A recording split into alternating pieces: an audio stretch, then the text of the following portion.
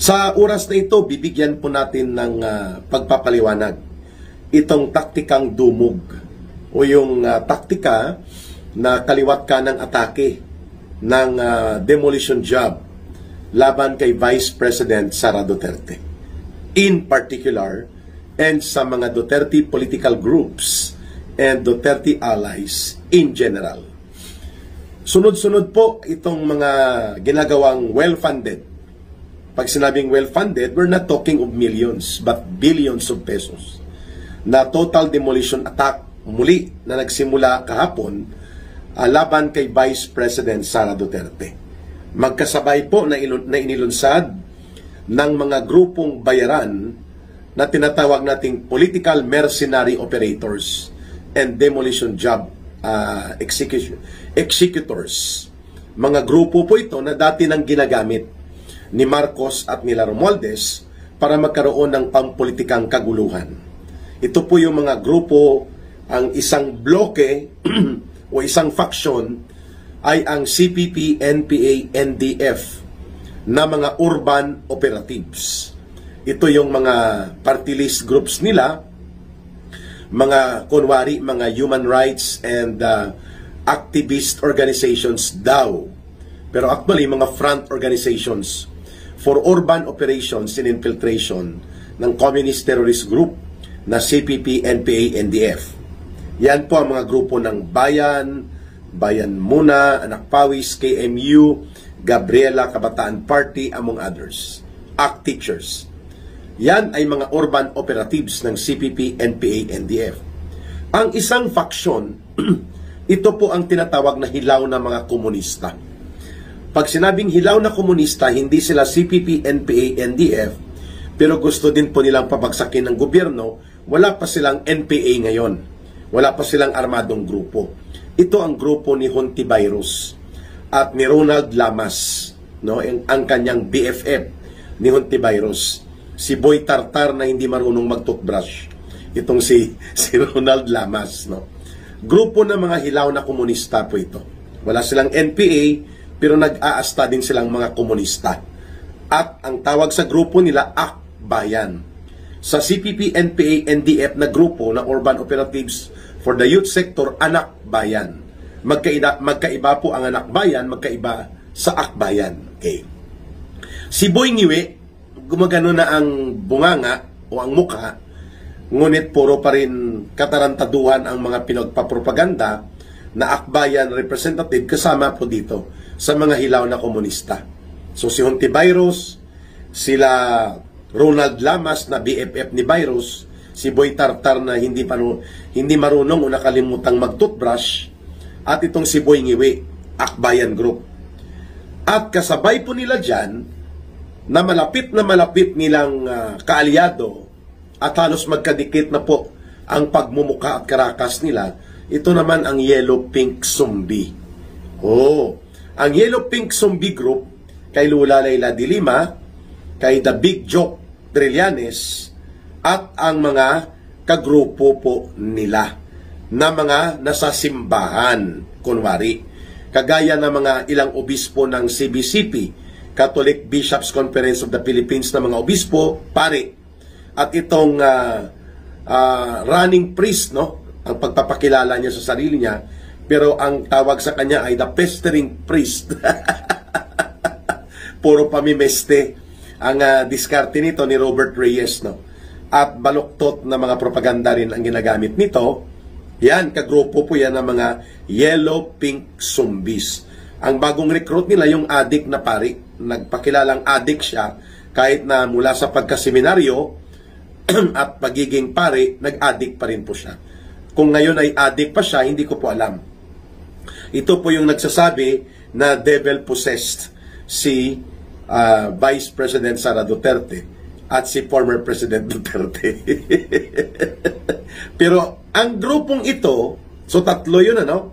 Yung mga komunistang teroristang grupo ng CPP, NPA, NDF, yung mga hilaw na komunistang oportunista nila Hontivirus at Ronald Lamas, at ng mga kagrupo nilang Boy Ngiwe sa ilalim ng Akbayan, itong Yellow Pink Zombie nila Lula Leila de Lima, at pati po ang grupo nila Robert Reyes at mga kabalahibo nila sa mga ipokritong namumuno at nagpapakilalang pinuno ng simbahan Katolika.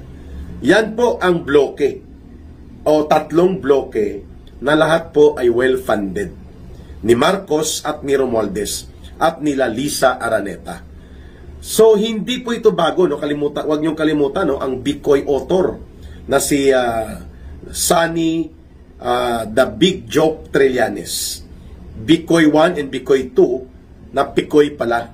Ibig sabihin peke, scripted at gawa-gawang kwento para lamang mang-atake, mang-upat, mang-udyok at mang-intriga laban kay Pangulong Duterte at sa Duterte family at sa Duterte government. Itong Bicoy story ng sinasabi ng lahat, ang author pala ay si Sunny the Big Joke Trillanes. Kasama po yan sa Yellow Pink Zombie na grupo.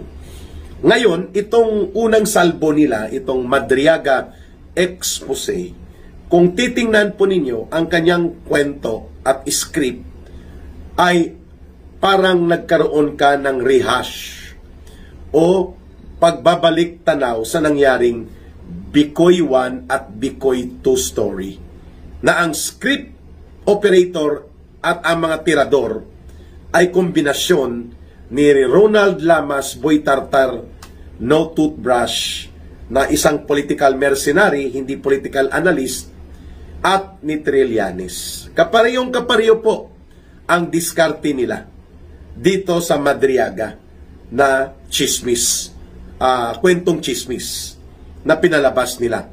At several few hours sumunod ang plunder case complaint laban kay Vice President Sara Duterte sa ombudsman nila Cielo Magno, na ang tawag ngayon sa kanya ay the highly pretentious paid hack.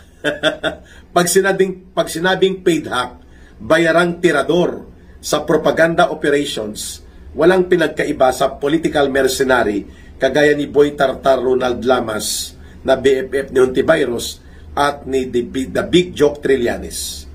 Yun po ang kategorya ngayon nitong Cielo Magno na sumama sa pagpa-file ng kaso na plunder laban kay Vice President Sara Duterte sa ombudsman. At ang pattern of coincidence raw at ang pattern of system and mode of activities, makikita natin na dumog style.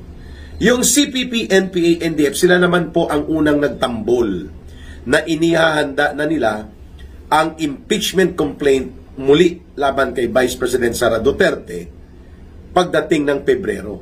Pero ngayon, inihanda na nila at inilalatag. Ang unang nagsiwalat nito ng kanilang discarding bulok ay si Teddy Casino. Ito po ay aktibong opisyal at operatiba ng CPP, NPA, NDF na nag-ooperate sa urban areas at nagpapakilalang leader ng bagong alyansang makabayad. Bayan o bayad, no? So, the pattern of conspiracy o pakikipagsabwatan na pagiging well-funded, well-organized, and well-orchestrated, ito yung tinatawag na dumog. Ang dumog ay Hiligaynon terminology na ang ibig sabihin po ay pinagtutulong-tulungan. Ayun, sabay-sabay na inaatake, dinudumog, nire-wrestling ka. Ang equivalent terminology niyan sa Mindanao, sa mga Bangsamoro communities, pintakasi, pinagtutulong-tulungan, pinagkaisahan. So there is a very clear resurgence of another dumog pintakasi style of political attack and demolition job against Vice President Sara Duterte. Sapagkat hindi na po makabangon. Knockout, kulang na lang po ng final knockout ang imahe at kredibilidad ni Marcos pagdating po sa confidence and trust of the people. Kung ang pag-uusapan po ay ang administrasyong Marcos Romualdez, bulok na bulok po ito. Walang pinagkaiba sa nabubulok na kamatis at nabubulok na itlog na kailangan ng itapon sa basurahan. Dahil po sa pagsabog at pagsambulat ng iskandalo ng 1.4 trillion pesos na flood control projects na dinambong at kinurakot at kinulimbat nila. At walang ibang nagtuturo nito ngayon kundi ang mga criminal conspirators and operators nila like Ginoong Saldico. Dinitalye na niya ang kanyang revelations and testimonies sa series of video installments na kanyang inilabas. Very detailed, very pointedly sharp. Ganon din po ang mag-asawang Diskaya na pinatahimik na sila halos, kinasuhan at tinipit na sa kanilang naunang sinumpaang salaysay. Si Yusek Bernardo, si Alcantara, at pati po itong si Sergeant Gutesa. So everything now in the aspect of exposing and revealing ang pagkakasangkot ni Marcos at Romualdez bilang mastermind ay lantad na. Kaya kailangan niyang magsagawa ng mga cover-up and manipulation to survive politically yung namumuong galit at napipintong paniningil ng taong bayan. Matter of time. Yung kanyang ginawa po sa Senado nila Marcos at Romualdez na tinanggalan ng ngipin ang Senate Blue Ribbon Committee, minaniobra nila na gawing tuta ang Senado o rubber stamp sa pamumuno ni Tuta Soto at nila Ping Lacson.